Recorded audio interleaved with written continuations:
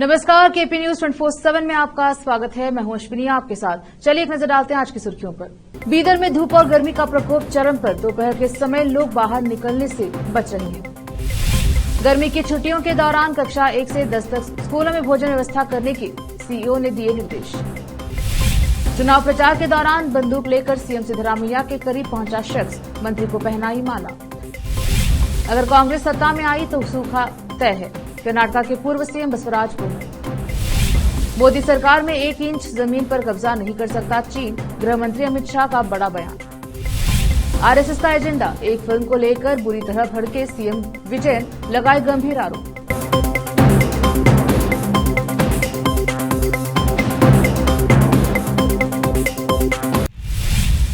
अब समाचार विस्तार से।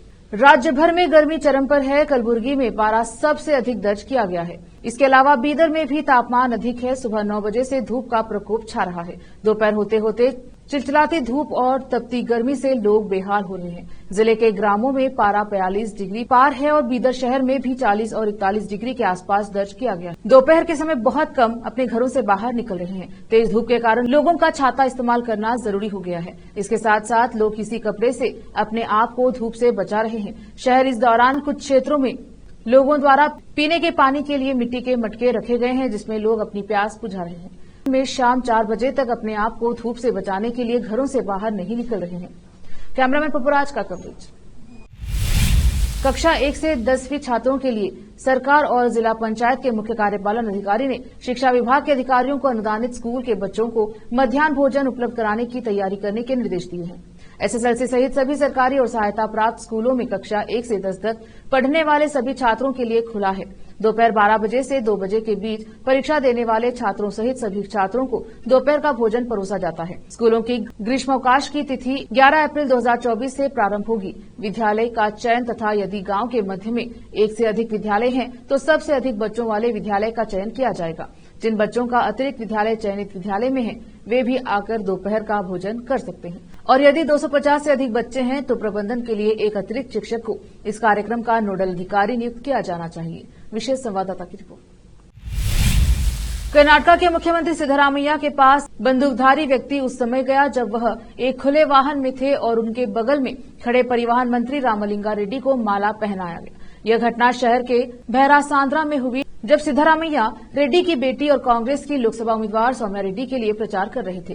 पुलिस ने जिस व्यक्ति की पहचान रियाज के रूप में की, वह अचानक अपनी कमर पर बंदूक बांधकर वाहन पर चढ़ गया। कांग्रेस के समर्थन में नारे लगाते हुए रियाज ने रेड्डी, उनकी बेटी सौम्या और अन्य को माला पहनाई। जब वह वाहन से उतर रहे थे तो सिद्धरामैया और वाहन पर मौजूद अन्य लोगों की नजर बंदूक पर पड़ी।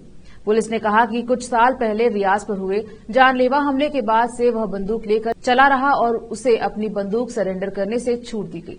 माइक्रो ब्लॉगिंग साइट एक्स पर एक पोस्ट में भाजपा ने मुख्यमंत्री पर निशाना साधते हुए कहा कि इससे साबित होता है कि सिद्धरामैया को माला पहनाने वाले गुंडे उपद्रवी सड़क पर चलने वाले गुंडे हैं। बंदूकधारी उपद्रवी जो जन्मदिन के पोस्टरों में दिखाई देते थे, अब बंदूकों के साथ समाज के सामने प्रस्तुत हो रहे हैं और रैलियों में सीएम और उप मुख्यमंत्री को माला पहना रहे हैं। हालांकि चुनाव आचार संहिता लागू है, फिर भी वे क्षेत्र में मतदाताओं को डराने धमकाने के लिए बंदूकें लेकर प्रदर्शन कर रहे हैं। पूर्व मुख्यमंत्री और गदग हावेरी लोकसभा क्षेत्र से भाजपा उम्मीदवार बसवराज बोम्मई ने सोमवार को कहा कि अगर कांग्रेस पार्टी सत्ता में आती है तो सूखा तय है। उन्होंने कहा, अगर कांग्रेस पार्टी सत्ता में आती है तो सूखा निश्चित है और यह किसान विरोधी और जन विरोधी सरकार है। कर्नाटक के पूर्व सीएम ने कहा कि प्रधानमंत्री मोदी ने ग्रामीण महिलाओं के लिए आवास, पेयजल, शौचालय, उज्ज्वला और चावल जैसी गारंटी दी है। उन्होंने कहा कि पीएम आवास योजना के तहत 8 लाख घर दिए गए हैं और 12 लाख शौचालय उपलब्ध कराए गए हैं।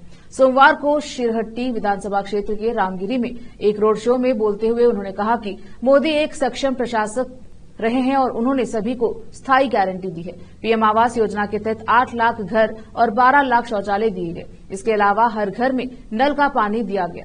हावेरी जिले में जल जीवन मिशन योजना 1300 करोड़ रुपए से लागू की जा रही है और इसे आगे भी लागू किया जाएगा शिरहट्टी में, और यह पीने के पानी की समस्याओं का समाधान करेगा। इसे बरसात के मौसम में लागू किया जाएगा। बोम्मई ने कहा कि उन्होंने किसानों के बच्चों के लिए रायता निधि योजना लागू की थी, लेकिन मौजूदा कांग्रेस सरकार ने इसे रोक दिया। स्कूली शिक्षा और साक्षरता विभाग ने कक्षा 5, 8 और 9 के लिए आयोजित परीक्षाओं के परिणामों की घोषणा करने से रोकने वाली सुप्रीम कोर्ट की आंतरिक रोक के संबंध में अगली कार्रवाई पर निर्णय लेने के लिए कानूनी राय लेने का फैसला किया है। हालांकि फैसला आने तक स्कूलों ने नतीजों की घोषणा कर दी थी। विभाग के निर्देशों के अनुसार स्कूलों ने सुबह 9 बजे तक परिणाम घोषित कर दिए और लगभग 11 बजे फैसला आ गया। विभाग के प्रधान सचिव रितेश कुमार सिंह ने कहा कि हम आगे की कार्यवाही पर निर्णय लेने के लिए महाधिवक्ता की राय लेंगे। प्रमुख सचिव ने कहा कि विभाग ने गर्मी की छुट्टियों के लिए स्कूलों को पहले ही बंद कर दिया। स्कूलों ने फैसला आने से कुछ घंटे पहले सोमवार को नतीजों की घोषणा की। हम स्कूल दोबारा नहीं खोल सकते, हम कानूनी राय का इंतजार करेंगे। छात्र, अभिभावक और स्कूल अब एक बार फिर असमंजस में हैं। 9 अप्रैल को उगादी की सरकारी छुट्टी है और 10 अप्रैल से गर्मी की छुट्टियां शुरू हो रही हैं। एक शिक्षक ने कहा, हम अब भ्रम की स्थिति में हैं। जब से इन परीक्षाओं के लिए समय सारणी की घोषणा की गई, यह छात्रों और शिक्षकों के लिए तनाव था, क्योंकि परीक्षाओं को कई बार पुनर्निर्धारित किया गया था। परिणामों की घोषणा के बाद भी छात्रों पर तनाव है। रुकते हैं छोटे से ब्रेक के लिए, जल्द लौटेंगे ब्रेक के बाद। हिंदुस्तान के हर कोने में हम हैं मौजूद। 24 घंटे हालात पर गहरी नजर, खबरों से जुड़े चुपते सवालात और आपको दिखाता है धार्मिक, सामाजिक, राजनीतिक, लोकल और इंटरनेशनल न्यूज की सबसे बेहतर कवरेज, जो आपको रखती है हर पल बाखबर। देश और दुनिया भर की खबर के लिए देखते रहें केपी न्यूज 24/7। ब्रेक के बाद स्वागत है आपका। देखते हैं समाचार। केंद्रीय गृह मंत्री अमित शाह ने मंगलवार को कहा कि प्रधानमंत्री मोदी की सरकार में चीन 1 इंच जमीन पर भी कब्जा नहीं कर सकता। उन्होंने दावा किया है कि जनता कभी नहीं भूल सकती कि पूर्व प्रधानमंत्री जवाहरलाल नेहरू ने 1962 में चीन के हमले के दौरान असम और अरुणाचल प्रदेश को बाय बाय कह दिया था। असम के लखीमपुर में एक चुनावी सभा को संबोधित करते हुए शाह ने कहा कि भारतीय जनता पार्टी नीत केंद्र सरकार ने बांग्लादेश से लगती सीमा को सुरक्षित किया और घुसपैठ पर रोक लगाई। अमित शाह ने कांग्रेस और राहुल गांधी पर जमकर निशाना साधा। रैली को संबोधित करते हुए उन्होंने कहा कि आपको 19 अप्रैल को तय करना होगा कि आपका सांसद कौन होगा, कौन सी पार्टी सरकार बनाएगी और अगला प्रधानमंत्री कौन होगा। आपके सामने 2 विकल्प हैं। एक तरफ राहुल गांधी के नेतृत्व में इंडी गठबंधन है और दूसरी ओर नरेंद्र मोदी के नेतृत्व में भाजपा है। यहां राम मंदिर का मुद्दा भी उठाया। उन्होंने कहा, मैं आपको बताना चाहता हूं कि आने वाले दिनों में असम देश के अन्य राज्यों की तरह एक विकसित राज्य बन जाएगा। कांग्रेस ने सालों तक राम मंदिर मुद्दे को लटकाए रखा, लेकिन पीएम मोदी के कार्यकाल में फैसला हुआ और भूमि पूजन के साथ 22 जनवरी को प्राण प्रतिष्ठा भी हो गई। केरल के मुख्यमंत्री Pinarayi Vijayan film the Kerala story को लेकर बुरी तरह से भड़के हुए हैं। इस फिल्म के बहाने उन्होंने राष्ट्रीय स्वयंसेवक संघ पर मंगलवार को एक बार फिर हमला करते हुए आरोप लगाया है कि यह राज्य को नीचा दिखाने के भगवा संगठन के एजेंडे का हिस्सा है। उन्होंने कहा कि कुछ लोगों की कल्पना में एक साफ झूठ गढ़ा गया और राज्य की छवि खराब करने के लिए इसे एक फिल्म के रूप में प्रस्तुत किया गया। विजयन ने कोल्लम के चावरा में प्रेस कॉन्फ्रेंस में कहा कि न केवल केरल वासी बल्कि देश के विभिन्न हिस्सों के लोग भी इस फिल्म के खिलाफ पहले ही अपना कड़ा विरोध दर्ज करा चुके हैं। द केरल स्टोरी के दूरदर्शन पर प्रसारण को लेकर पैदा विवाद के बीच केरल में एक कैथोलिक संगठन ने गहन प्रशिक्षण कार्यक्रम के तहत छात्राओं के लिए यह फिल्म प्रदर्शित की। प्रमुख सिरो मालाबार कैथोलिक चर्च के तहत इडुक्की डायोसीज ने पिछले सप्ताह कक्षा 10, 11 एवं 12 की छात्राओं के लिए फिल्म का प्रदर्शन किया था। छात्राओं को द केरल स्टोरी दिखाने के बाद उनसे इस फिल्म पर चर्चा करने एवं इसकी एक समीक्षा लिखने को कहा था। विजयन इसी संबंध में पूछे गए सवालों के जवाब दे रहे थे। सुदीप्तो सेन द्वारा निर्देशित Bollywood film the Kerala story Kerala की महिलाओं के एक ग्रुप की कहानी बयां करती है, जिन्हें इस्लाम में परिवर्तित होने और आईएसआईएस में शामिल होने के लिए मजबूर किया गया। विजय ने आरोप लगाया कि फिल्म को स्पष्ट राजनीतिक इरादे के साथ बनाया गया था और इसे ज्यादा प्रचारित करना भी सोचा समझा एजेंडा हो सकता है।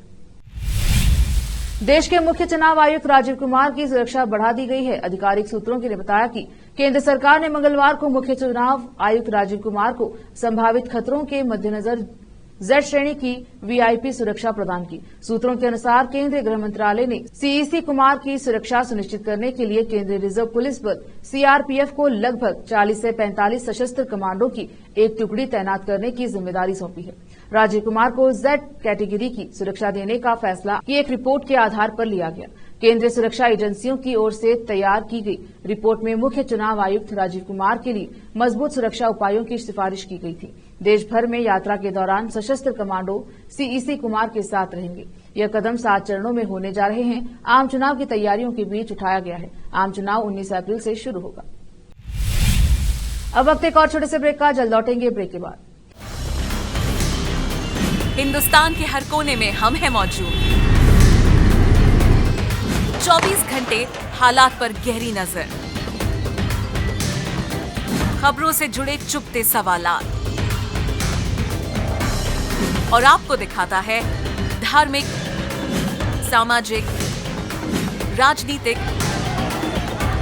लोकल और इंटरनेशनल न्यूज की सबसे बेहतर कवरेज, जो आपको रखती है हर पल बाखबर। देश और दुनिया भर की खबर के लिए देखते रहें KP News 24/7। ब्रेक के बाद स्वागत है आपका। देखते हैं समाचार।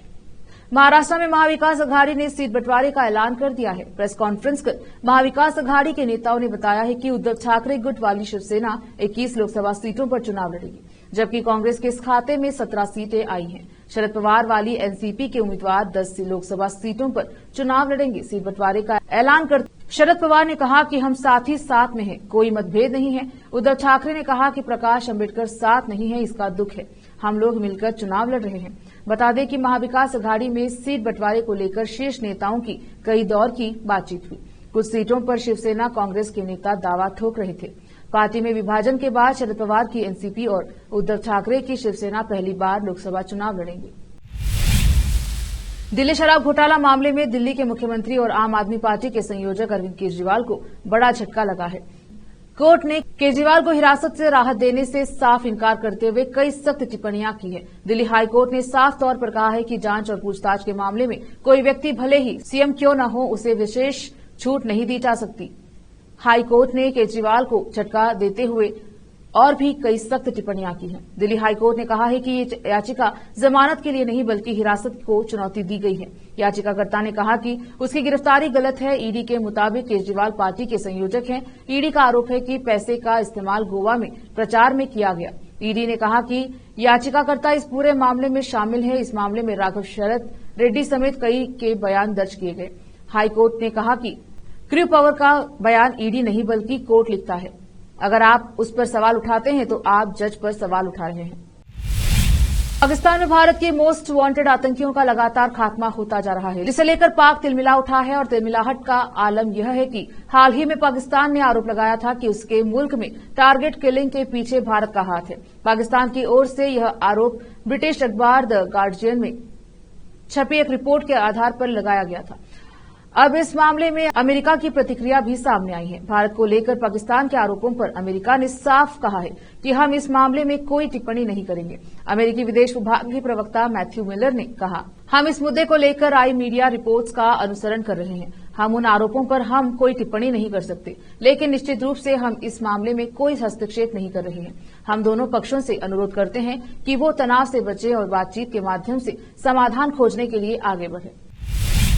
अमेरिका में भारतीय छात्रों की मौत का सिलसिला जारी है। इसी क्रम में पिछले महीने से लापता 25 साल का एक भारतीय छात्र अमेरिकी शहर क्लीवलैंड में मृत पाया गया है। यह किसी भारतीय छात्र की मौत का एक सप्ताह के भीतर दूसरा मामला है। हैदराबाद के नाचाराम का रहने वाला मोहम्मद अब्दुल अरफात पिछले साल मई में क्लीवलैंड यूनिवर्सिटी से आईटी में मास्टर की पढ़ाई करने अमेरिका आया था। न्यूयॉर्क स्थित भारतीय दूतावास ने एक्स पर एक पोस्ट में कहा, यह जानकर दुख हुआ कि मोहम्मद अब्दुल अरफात जिसके लिए खोज अभियान जारी था, उसका ओहियो के क्लीवलैंड में शव मिला। दूतावास ने अरफात के परिवार के प्रति गहरी संवेदना व्यक्त करते हुए कहा कि वह छात्र की मौत की गहन जांच सुनिश्चित करने के लिए स्थानीय एजेंसियों के संपर्क में है। वाणिज्यिक दूतावास ने कहा, हम उसका शव भारत ले जाने के लिए शोक संतप्त परिवार को हर संभव सहायता मुहैया करा रहे हैं। अरफात के पिता मोहम्मद सलीम ने कहा था कि अरफात ने उनसे आखिरी बार 7 मार्च को बात की थी और तब से वह अपने परिवार के संपर्क में नहीं है। उन्होंने बताया था कि उसका मोबाइल फोन भी बंद है। अमेरिका में अरफात के कमरे में उसके साथ रहने वाले शख्स ने उसके पिता को सूचित किया था कि उसके क्लीवलैंड पुलिस में गुमशुदगी की शिकायत दर्ज कराई। फिर से एक नजर आज की सुर्खियों पर। बीदर में धूप और गर्मी का प्रकोप चरम पर। दोपहर के समय लोग बाहर निकलने से बच रहे हैं। गर्मी की छुट्टियों के दौरान कक्षा 1 से 10 तक स्कूलों में भोजन व्यवस्था करने के सीईओ ने दिए निर्देश। चुनाव प्रचार के दौरान बंदूक लेकर सीएम सिद्धरामैया के करीब पहुंचा शख्स, मंत्री को पहनाई माला। अगर कांग्रेस सत्ता में आई तो सूखा तय है, कर्नाटक के पूर्व सीएम बसवराज बोले। मोदी सरकार में 1 इंच जमीन पर कब्जा नहीं कर सकता चीन, गृह मंत्री अमित शाह का बड़ा बयान। आरएसएस का एजेंडा, एक फिल्म को लेकर बुरी तरह भड़के सीएम विजयन, लगाए गंभीर आरोप।